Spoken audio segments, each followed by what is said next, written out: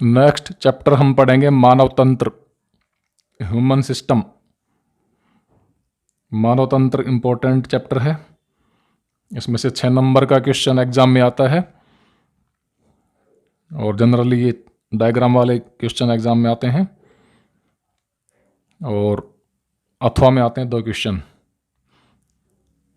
तो पाचन तंत्र, श्वसन तंत्र, परिसंचरण तंत्र, जनन तंत्र, उत्सर्जन तंत्र, तंत्रिका तंत्र, अंतःस्रावी तंत्र, ये 6-7 क्या हैं हमारे मानव तंत्र हैं।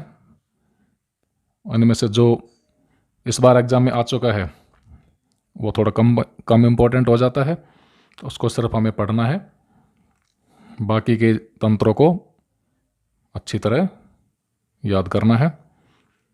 उसमें पहले हम पढ़ेंगे पाचन तंत्र। तो मानव का पाचन तंत्र पहले जानेंगे। पाचन क्या होता है? जटिल पोषक पदार्थों को जल अपघटन द्वारा, जो हम भोजन करते हैं, जटिल पोषक पदार्थों को जल अपघटन द्वारा सरल पोषक पदार्थों में बदलने की क्रिया पाचन कहलाती है। तो मनुष्य की आहार नाल में कौन कौन से भाग होते हैं? एक तो होता है मुख, यहीं से शुरू हो जाती है आहार नाल, मुख। उसके बाद ग्रसनी, ग्रसनी के बाद ग्रसिका, ग्रसिका से भोजन आता है आमाशय में, जो थैलेंडोमा संरचना है। और आमाशय के बाद क्या निकलती है? छोटी आंत निकलती है। छोटी आंत का गृहिणी वाला पार्ट ड्यूडिनम।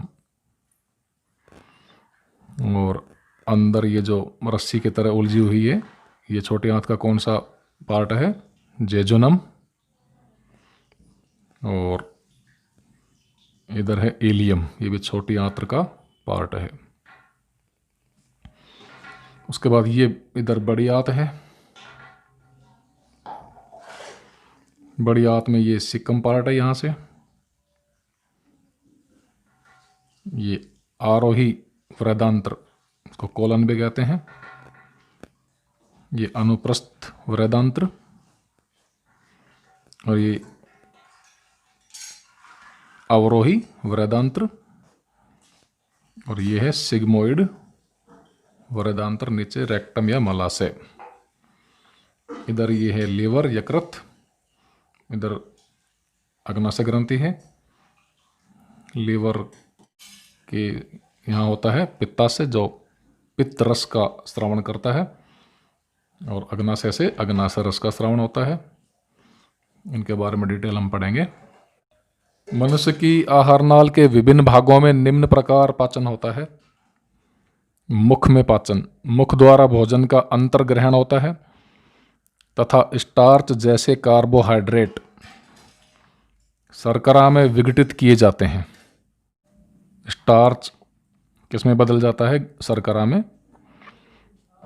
दांतों द्वारा भोजन को चबा चबा कर छोटे छोटे कणों में बदला जाता है। मुख में लार ग्रंथियां पाई जाती हैं। लार ग्रंथियों द्वारा स्रावित लार भोजन में मिल जाती है। लार में एक एंजाइम होता है, लार एमाइलेज, जिसे टाइलिन भी कहते हैं। तो लार में कौन सा एंजाइम होता है? टाइलिन या लार एमाइलेज। क्या काम करता है? स्टार्च को माल्टोज शर्करा में बदलता है। लार से आहार को निगलना सुगम हो जाता है, जीभ खाने को समेटती है और निगलने में सहायता करती है। तो मुख में क्या होता है? स्टार्च को टाइलिन एंजाइम या लार एमाइलेज एंजाइम माल्टोज शर्करा में बदल देता है। उसके बाद है ग्रसनी फेरिंक्स।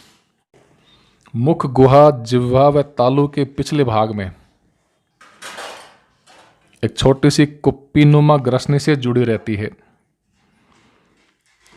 ग्रसनी से होकर भोजन ग्रासनाल या ग्रसिका में तथा वायु श्वासनाल में जाती है।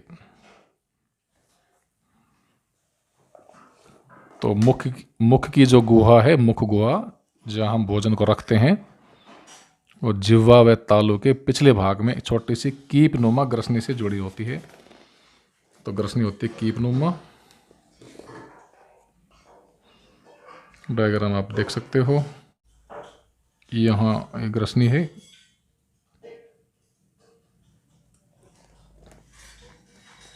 तो ग्रसनी से होकर भोजन कहाँ जाएगा? ग्रासनाल में जाएगा। जो लंबी सी नली दिख रही है ग्रासनाल या ग्रसिका है, इसमें जाएगा। और वायु कहाँ जाएगी? ग्रसनी से होकर श्वासनाल में चली जाती है। तो ग्रसनी से होकर भोजन जाता है ग्रासनाल में और वायु जाती है श्वासनाल में। यहाँ से दो मार्ग होते हैं। ग्रसनी अपनी संरचना से यह सुनिश्चित करती है कि भोजन किसी भी सूरत में श्वासनाल में प्रवेश न करे तथा वायु ग्रासनाल में प्रवेश ना कर सके। तो ग्रासनाल व श्वासनाल के मुख ग्रसनी के नीचे की ओर होते हैं। अग्रभाग में श्वासनाल तथा पृष्ठभाग में ग्रासनाल उपस्थित होती है। ग्रसनी को 3 भागों में बांटा जा सकता है। एक तो नासक ग्रसनी नेजोफेरिंक्स, दूसरा मुख ग्रसनी ओरोफेरिंक्स, और तीसरा है कंठ ग्रसनी या अधोग्रसनी लेरिंगोफेरिंक्स या हाइपोफेरिंक्स।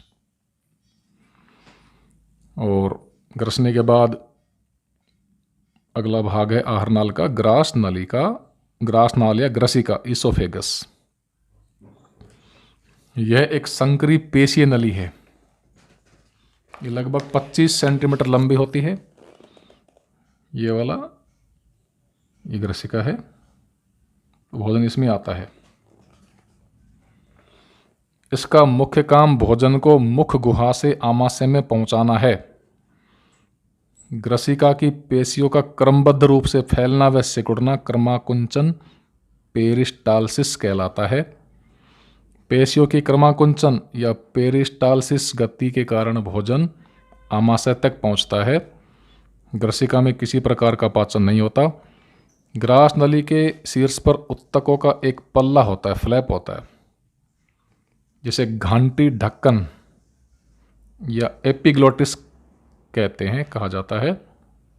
तो भोजन निगलने के दौरान यह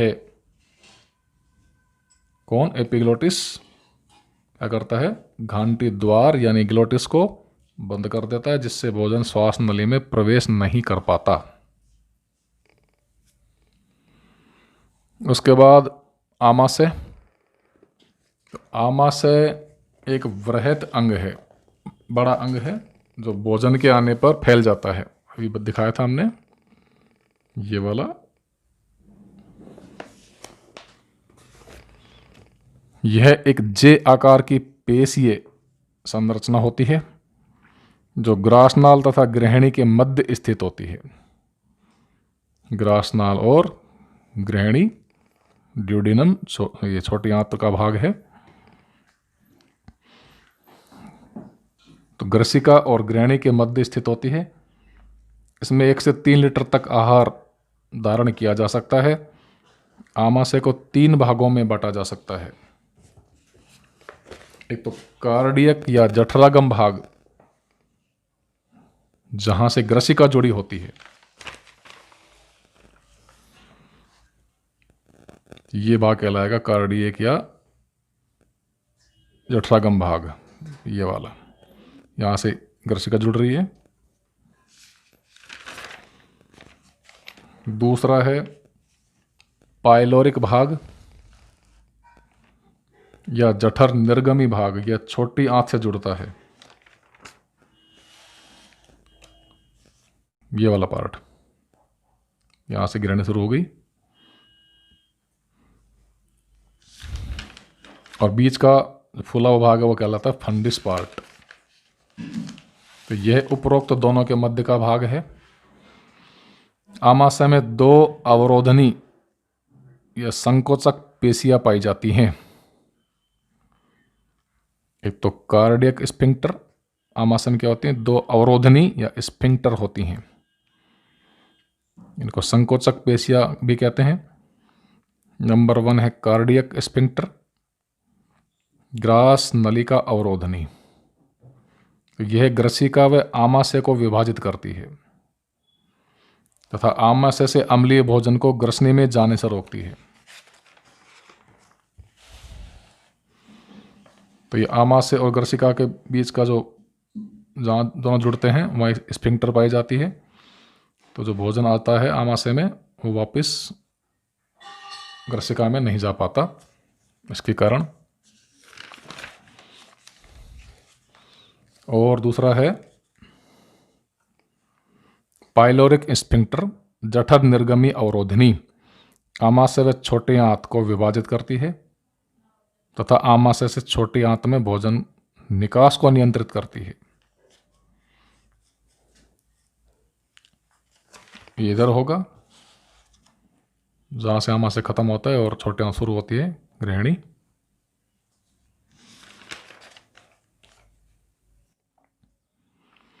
आमाशय की भित्तियों में जठर ग्रंथियां पाई जाती है जिनसे जठर रस निकलता है। यह आमाशय रस निकलता है, जठर रस या आमाशय रस, जो भोजन के पाचन में सहायता करता है। जठर रस में हाइड्रोक्लोरिक अम्ल एक एसिड होता है, कौन सा? Hydrochloric acid. और क्या होता है? एक प्रोटीन पाचक एंजाइम पेप्सिन, और क्या होती है? श्लेष्मा होते हैं। तो जठर रस में HCl होगा, प्रोटीन पाचक एंजाइम पेप्सिन होगा और श्लेष्मा होगी। HCl के कार्य क्या है? HCl निम्न कार्य करता है। एक तो माध्यम को अम्लीय बनाता है जो पेप्सिन एंजाइम की क्रिया में सहायक है। पेप्सिन एंजाइम अच्छी प्रकार से कार्य तभी करेगा जब मीडियम कैसा हो? एसिडिक हो। अम्लीय माध्यम में इसकी क्रियाशीलता बढ़ जाती है, पेप्सिन एंजाइम की अच्छी तरह वर्क कर पाता है। दूसरा, भोजन में रोगाणुओं का नाश करता है। एसिड है तो रोगाणुओं को खत्म करता है। तीसरा, निष्क्रिय एंजाइम को सक्रिय करता है। निष्क्रिय एंजाइम होता है पेप्सिनोजन, तो इसको हाइड्रोक्लोरिक अम्ल क्या करेगा? सक्रिय पेप्सिन में बदल देता है। एंजाइम प्रोटीन के अणुओं को छोटे छोटे खंडों में तोड़ देते हैं। एंजाइम क्या करते हैं? प्रोटीन के अणुओं को छोटे छोटे खंडों, जिनको पेप्टोन्स कहते हैं, में तोड़ देते हैं। आमाशय की पेशियां भोजन को मथने में सहायता करती है ताकि पाचक रस उसमें अच्छी तरह घुल मिल जाए। तो वसा को जठरीय लाइपेज एंजाइम वसीय अम्ल में बदल देता है।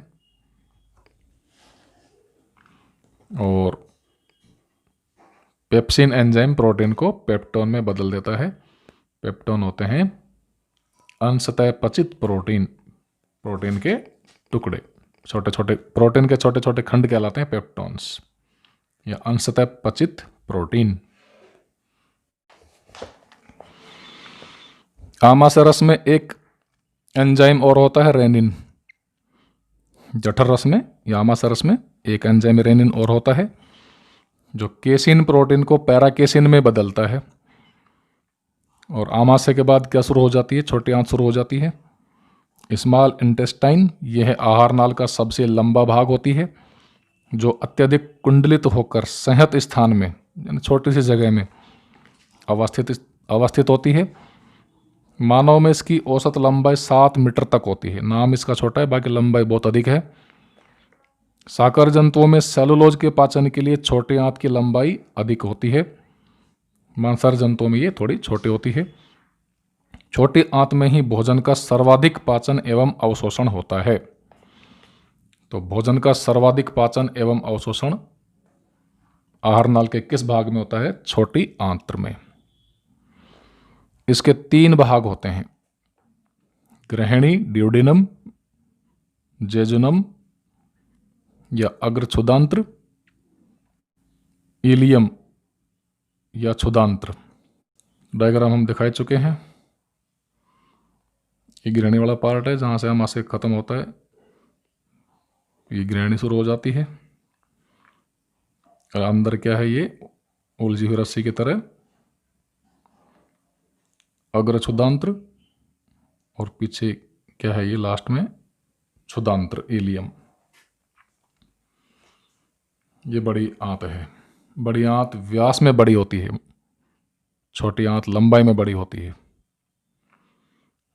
इसकी चौड़ाई अधिक होती है, व्यास अधिक होता है, इसलिए बड़ी आंत को बड़ी आंत कहा जाता है। तो ग्रहणी ये छोटी आंत का प्रारंभिक भाग है, जो एक सी आकार की 25 सेंटीमीटर नली होती है।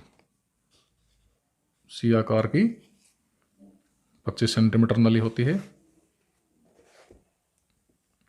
ये सी आकार यहाँ से यहाँ तक सी बनती है, ये सी आकार की है। इसमें पित्त एवं अग्नाशयी ग्रंथियों की नलिकाएं खुलती हैं। एक तो पित्ताशय की पित्त नली खुलती है, दूसरी अग्नाशय ग्रंथि की नलिकाएं खुलती हैं ग्रहणी में। दूसरा भाग है जेजुनम। यह बीच का कुंडलित भाग है। इसका काम भोजन का पाचन एवं अवशोषण करना है। यह आंतरीय रस का स्त्रावण करती है। इलियम या क्षुदांत्र, छोटी आंत्र का पश्च भाग। छोटी आंत का पश्च भाग 3 मीटर लंबा होता है तथा सीकम के पास समाप्त होकर, सीकम बड़ी आंत का भाग है, सीकम के पास समाप्त होकर बड़ी आंत से जुड़ जाती है।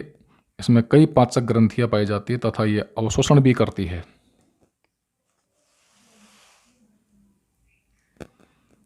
छोटी आंत का कार्य, आमाशय से आने वाला भोजन अम्लीय होता है। छोटी आंत की ग्रहणी में अग्नाशय द्वारा स्रावित अग्नाशयी रस आता है।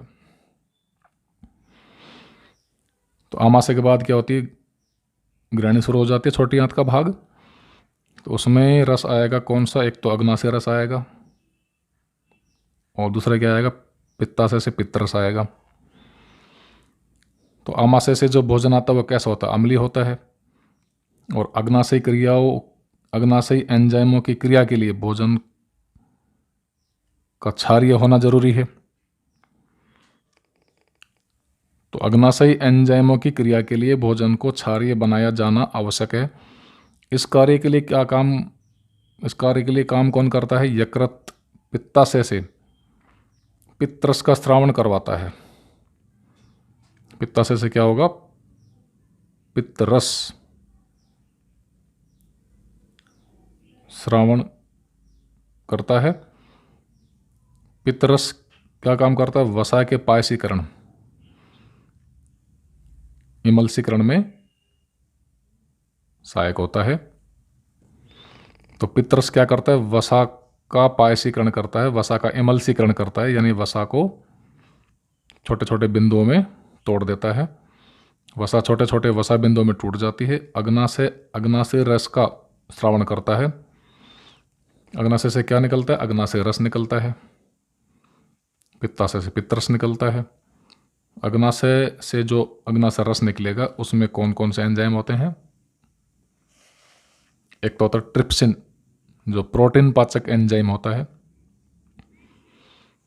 ट्रिप्सिन पेप्टोन क्या होता है, प्रोटीन के टुकड़े, अंशतः पचित प्रोटीन पेप्टोन को अमीनो अम्ल में बदल देता है। अमीनो अम्ल क्या होंगे, पूर्णतया पचित प्रोटीन। अमीनो अम्लों से क्या बनते हैं, प्रोटीन बनते हैं। और पेप्टोन क्या है, बीच के पार्ट हैं, अंशतः पचित होते हैं और ये पूरी तरह पचित प्रोटीन कहलाती है अमीनो अम्ल। तो ट्रिप्सिन एंजाइम क्या काम करेगा, पेप्टोन को अमीनो अम्ल में बदल देता है। पेप्सिन एंजाइम तो प्रोटीन को पेप्टोन में और पेप्टोन को फिर ट्रिप्सिन अमीनो अम्ल में बदल देता है। अग्नाशय रस में और एंजाइम होता है एमाइलेज। एमाइलेज क्या है, कार्बोहाइड्रेट पाचक एंजाइम होता है जो माल्टोज शर्करा को ग्लूकोज में बदल देता है। माल्टोज में 2 ग्लूकोज इकाइयाँ होती हैं, ग्लूकोज प्लस ग्लूकोज, ये डाइसैकेराइड है। डाइसैकेराइड, ग्लूकोज क्या है, मोनोसैकेराइड। तीसरा एंजाइम होता है लाइपेज, जो एक वसापाचक एंजाइम होता है। तो लाइपेज एंजाइम क्या काम करेगा? इमल्सीकृत या पायसीकृत वसा को वसीय अम्ल प्लस ग्लिसरॉल में बदल देता है। पित्तरस तो क्या काम कर रहा था? वसा का इमल्सीकरण या पायसीकरण कर रहा था, पीछे हमने पढ़ा था। और लाइपेज क्या काम करेगा? इमल्सीकृत या पायसीकृत वसा को और छोटे उसमें डिवाइड कर देगा पदार्थों में, वसीय अम्ल और ग्लिसरॉल में, मूल पदार्थों में डिवाइड कर देगा। जैसे प्रोटीन को पेप्सिन तो क्या करता है? पेप्टोन में, और ट्रिप्सिन क्या कर देता है? उसको मूल पदार्थों में, अमीनो अम्लों में बदल देता है। तो ऐसे ही लाइपेज एंजाइम है, ये इमल्सीकृत या पायसीकृत वसा को, यानी वसीय बूंदों को वसीय अम्ल प्लस ग्लिसरॉल में बदल देता है। क्षुद्रांत्र की भित्ति में ग्रंथियों द्वारा आंत्र रस स्रावित किया जाता है, जिसमें उपरोक्त तीनों प्रकार के एंजाइम होते हैं। क्षुद्रांत की भित्ति में भी क्या होंगे? ये सब एंजाइम होते हैं जो अग्नाशयी रस में पाए जाते हैं। छोटी आंत में कार्बोहाइड्रेट, प्रोटीन एवं वसा का पूर्ण रूप से पाचन हो जाता है। तो छोटी आंत का जो जेजुनम पार्ट है, उलझी हुई रस्सी की तरह जो होता है, उसमें कार्बोहाइड्रेट, प्रोटीन और वसा का पूर्ण पाचन हो जाता है। ये सभी यौगिक अपने सरलतम घटकों में या अवयवों में अपघटित हो जाते हैं, टूट जाते हैं। पचित भोजन को आंत्र की भित्ति अवशोषित कर लेती है। जो भोजन पच गया उसको आंत्र की दीवारें अवशोषित कर लेंगी। क्षुद्रांत्र की आंतरिक भित्ति पर अनेक अंगुलीनुमा प्रवर्ध पाए जाते हैं, जिन्हें विलाई कहते हैं या दीर्घ रोम कहते हैं। इनकी वजह से अवशोषण का सतही क्षेत्रफल बढ़ जाता है, एरिया बढ़ जाता है, सरफेस एरिया। अवशोषण के लिए अधिक जगह उपलब्ध हो जाती है। ये विलाई या दीर्घ रोम रक्तवाहिनियों युक्त होते हैं। इनमें रक्तवाहिकाएं पाई जाती हैं, जो भोजन को अवशोषित करके शरीर की प्रत्येक कोशिका तक पहुंचाते हैं। अपचित भोजन बड़ी आंत्र में पहुंचा दिया जाता है। तो विलाई में क्या होती हैं? विलाई या दीर्घ रोम में क्या होते हैं? रक्तवाहिकाएं होती हैं, जो भोजन को अवशोषित करके शरीर की प्रत्येक कोशिका तक पहुंचा देती हैं। अपचित भोजन बड़ी आंत्र में पहुंचा दिया जाता है। बड़ी आंत, इसके 3 भाग होते हैं। एक तो सीकम या अधांत्र या अंधनाल, यह इलियम से जुड़ी होती है। इलियम छोटे आंत का भाग है। यहाँ इलियम से आने वाले पचित भोजन का अवशोषण होता है। शेष अपचित भोजन मल के रूप में बड़ी आंत के निचले हिस्से मलाशय में पहुंचा दिया जाता है, जो मल द्वार से शरीर से बाहर निकल जाता है। सीकम के प्रथम भाग से थोड़ा नीचे भीतर की ओर 4 से 5 इंच लंबी नली के आकार की अतिवृद्धि निकली रहती है, जिसे कृमि रूप परिशेषिका या वर्मीफॉर्म अपेंडिक्स कहा जाता है।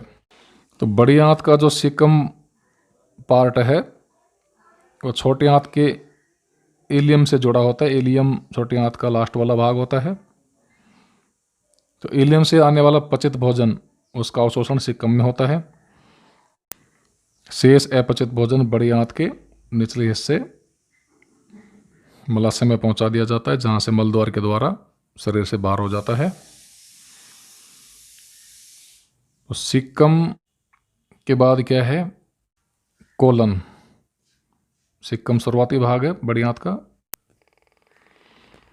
बड़ी आंत का दूसरा भाग है वृहदांत्र या कोलन। इसके 4 भाग होते हैं।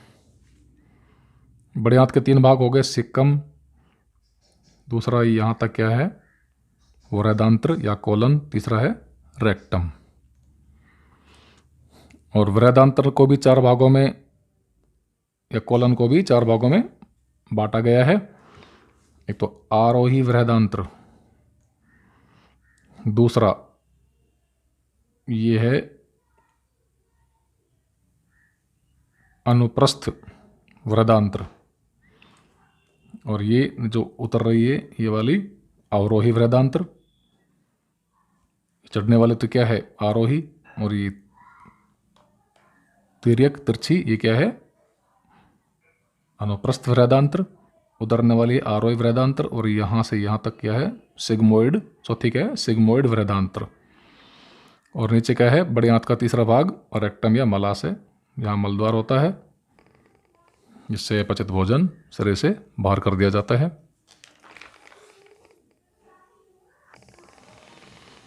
तो वृहदांत्र जो दूसरा भाग है बड़ी आंत का, कोलन, सिक्कम के आगे यह उल्टी यू आकार की एक 1.3 मीटर लंबी नलिका होती है। इसमें गोबलेट कोशिका पाई जाती है जो म्यूकस या श्लेष्म का स्त्रावण करती है। इसके 4 भाग होते हैं, एक तो आरोही वृहदांत्र, दूसरा अनुप्रस्थ वृहदांत्र, तीसरी अवरोही वृहदांत्र, चौथा सिग्मोइड या सिग्माकार वृहदांत्र। उसके बाद तीसरा भाग है मलाशय या रेक्टम बड़ी आंत का। तो ये आहार नाल का अंतिम भाग लंबी नली के रूप में होता है। इसके अंतिम छोर में वृत्ताकार छिद्र होता है जिसे मलद्वार कहते हैं। बड़ी आंत में कोई महत्वपूर्ण पाचन क्रिया नहीं होती। बड़ी आंत का कार्य क्या है, जल, खनिज एवं औषध का अवशोषण करती है। श्लेष्म का स्त्रावण करके मलद्वार को चिकना बनाकर अपचित पदार्थों का बाह्य निष्कासन आसान बनाती है। तो ये हो गया मनुष्य की आहार नाल या पाचन तंत्र। उसके बाद नेक्स्ट है पाचन ग्रंथियां। ये मुख्यतः 3 प्रकार की होती हैं। तो लार ग्रंथि, सेलाइवरी ग्लैंड्स, यह ग्रंथि मुंह में लार उत्पन्न करती है। लार एक सीरमी तरल होता है तथा एक चिपचिपे श्लेष्मा का मिश्रण होता है। सीरमी तरल और एक चिपचिपे श्लेष्मा का मिक्सचर होता है। तरल भाग भोजन को गीला करता है, श्लेष्मा लुब्रिकेंट के तौर पर कार्य करता है। लार में टायलिन या एमाइलेज एंजाइम पाया जाता है जो स्टार्च को माल्टोज में बदलता है, पहले हम बता चुके हैं। टायलिन एंजाइम स्टार्च या मंड को, जो एक पॉलीसेकेराइड होता है, माल्टोज में बदलता है जो एक डाइसेकेराइड होती है। इसमें 2 प्रकार की इकाइयाँ हैं, ग्लूकोज और, दोनों ग्लूकोज ही होते हैं, ग्लूकोज प्लस ग्लूकोज। लार ग्रंथि 3 प्रकार की होती है। कर्णपूर्व या पैरोटिड ग्रंथि, कर्णपूर्व या पैरोटिड ग्रंथि यह सिर में तरल का स्रावण करती है तथा गालों में पाई जाती है। दूसरी अधोजंब या अवचिबुकीय या सब मैंडिबुलर ग्रंथि, यह एक मिश्रित ग्रंथि है जिससे तरल तथा श्लेष्मिक स्रावण होता है। तीसरी अधोजिह्वा या सब लिंगुअल ग्रंथि है, यह जिह्वा के नीचे पाई जाती है तथा श्लेष्मिक स्रावण करती है। दूसरी पाचन ग्रंथि अग्नाशय या पैनक्रियास ग्रंथि, इसमें से क्वेश्चन पूछे जा सकते हैं। यह एक मिश्रित ग्रंथि है जो अंतःस्त्रावी तथा बहिस्त्रावी दोनों प्रकार की होती है। अंतःस्त्रावी क्या होती हैं, नलिका विहीन ग्रंथियाँ होती हैं जो अपने सीक्रेशंस या स्राव को सीधे बिना किसी नलिका की सहायता से रक्त में छोड़ती हैं। और बहिस्त्रावी ग्रंथि क्या होती है, नलिका युक्त ग्रंथियाँ होती हैं। तो ये दोनों प्रकार की ग्रंथि है, अंतःस्रावी और बहिस्त्रावी। इसके अंतःस्त्रावी भाग से 2 प्रकार के हार्मोन स्त्रावित होते हैं, एक तो इंसुलिन हार्मोन तथा दूसरा ग्लूकागोन। अग्नाशय ग्रंथि के बहिस्त्रावी भाग से अग्नाशय, अंतःस्रावी भाग से तो कौन से हार्मोन स्रावित हुए, इंसुलिन और ग्लूकागोन। और बहिस्त्रावी भाग से कौन से क्या निकलता है, बहिस्त्रावी भाग से अग्नाशय रस स्रावित होता है जिसमें कई प्रकार के एंजाइम पाए जाते हैं जो प्रोटीन, वसा तथा कार्बोहाइड्रेट के पाचन में मदद करते हैं। इंसुलिन तथा ग्लूकागोन हार्मोन मिलकर शरीर में ब्लड शुगर, रक्त शर्करा के लेवल को, स्तर को नियंत्रित करते हैं। इंसुलिन हार्मोन की कमी से मधुमेह या डायबिटीज रोग हो जाता है, शुगर हो जाती है, जिससे मूत्र के साथ शर्करा बाहर आने लगती है। तो अग्नाशय रस में कौन कौन से एंजाइम होते हैं, एक तो स्टार्च पाचक एंजाइम एमाइलेज होता है, माल्टोज में बदलता है स्टार्च को। ट्रिप्सिन होता है प्रोटीन को पेप्टाइड में बदलता है। और एक काइमोट्रिप्सिन होता है, ये भी प्रोटीन को पेप्टाइड में बदलता है। लाइपेज वसा को वसीय अम्ल और मोनोग्लिसराइड में बदलता है, वसीय अम्ल या मोनोग्लिसराइड में बदलता है। न्यूक्लिएजेज एंजाइम है वो डीएनए या आरएनए को न्यूक्लियोटाइड में बदलता है। डीएनए आरएनए न्यूक्लियोटाइड के बहुलक होते हैं। उसके बाद तीसरी ग्रंथि है यकृत या लीवर। यह मानव शरीर की सबसे बड़ी एवं महत्वपूर्ण पाचक ग्रंथि है। सामने से देखने पर यह दो भागों दाईं और बाईं पालियों में विभाजित नजर आती है। इसकी अधर सतह पर भी दो पालियां दिखाई देती हैं। ये लीवर है, ये तो उसका पृष्ठभाग है, ये नीचे अधर भाग है, इसमें पालियां पाई जाती हैं। सामने से देखने पर दो भागों दाईं और बाईं पालियों में बटी नजर आती है और अधर सतह पर भी दो लोब्स होते हैं, दो पालियां दिखाई देती हैं। यकृत में 1,00,000 छोटी षटकोणीय संरचनात्मक और कार्यात्मक इकाइयां पाई जाती हैं जिन्हें यकृत पालिकाएं कहते हैं। यकृत में पित्त का निर्माण होता है। यहाँ से यकृत वाहिनी उपतंत्र तथा पित्त वाहिनी द्वारा पित्ताशय या गाल ब्लैडर में चला जाता है। यकृत में किसका निर्माण होता है? पित्त का। पित्त का निर्माण कहाँ होता है? यकृत में। तो यकृत से पित्ताशय में कैसे पहुंचता है? यकृत वाहिनी उपतंत्र तथा पित्त वाहिनी द्वारा। पित्ताशय यकृत के अधरतल पर या अवतल में स्थित होता है तथा पित्त का स्टोरेज करता है। पित्ताशय से पित्ताशयी नलिका द्वारा पित्त ग्रसनी में पहुंचाया जाता है, चला जाता है। तो ये हो गई पाचन ग्रंथियां। अब भोजन के पाचन के बारे में थोड़ा पढ़ते हैं। भोजन के पाचन की क्रिया कई यांत्रिक एवं रासायनिक प्रक्रियाओं द्वारा संपन्न होती है। आहार नाल के भीतर विभिन्न अंगों एवं ग्रंथियों से स्रावित एंजाइम भोजन के पोषक तत्वों का जल अपघटन कर सरलीकृत करते हैं, तो जटिल पोषक तत्वों को सरल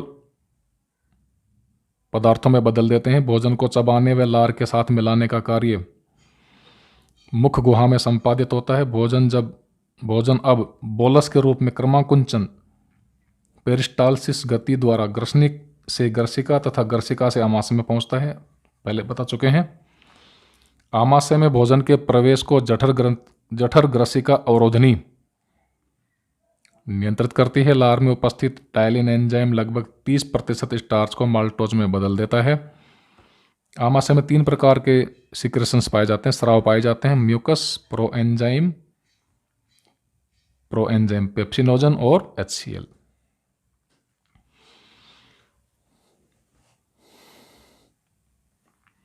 तो निष्क्रिय प्रोएंजाइम पेप्सिनोजन क्या है? निष्क्रिय प्रोएंजाइम है। तो पेप्सिनोजन HCl के कारण अम्लीय माध्यम में सक्रिय एंजाइम पेप्सिन में बदल जाता है।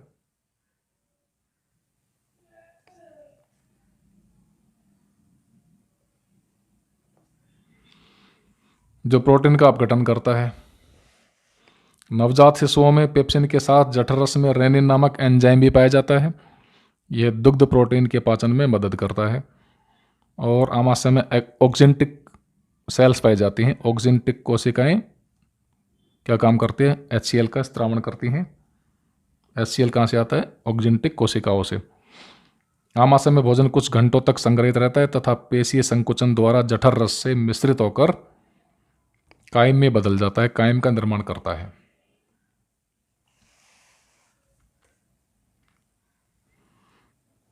पहले तो क्या था?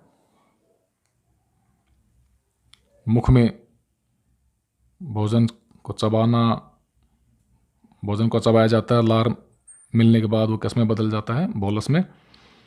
और आमाशय में जठर रस जब मिल जाता है तो उससे मिश्रित होकर ये कायम में बदल जाता है।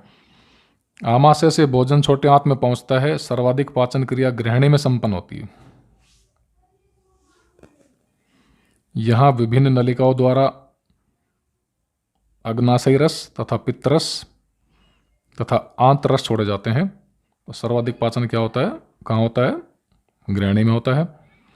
इन रसों में विभिन्न एंजाइम होते हैं जो भोजन में उपस्थित विभिन्न पोषक तत्वों का पाचन करते हैं।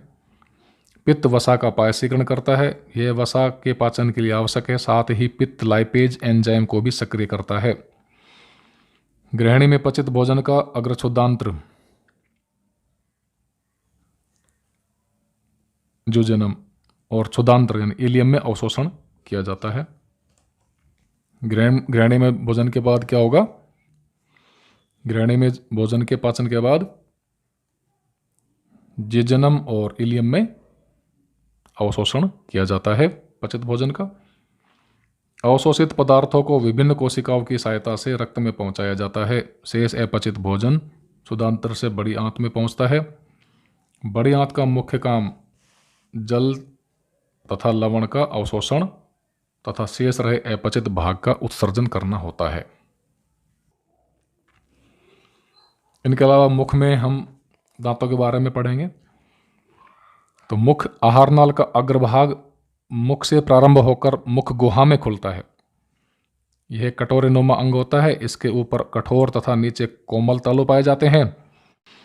जिह्वा मुख गुहा के पृष्ठ भाग में आधार तल से फ्रेनुलम लिंगुअल या फ्रेनुलम या जिह्वा फ्रेनुलम के द्वारा जुड़ी रहती है।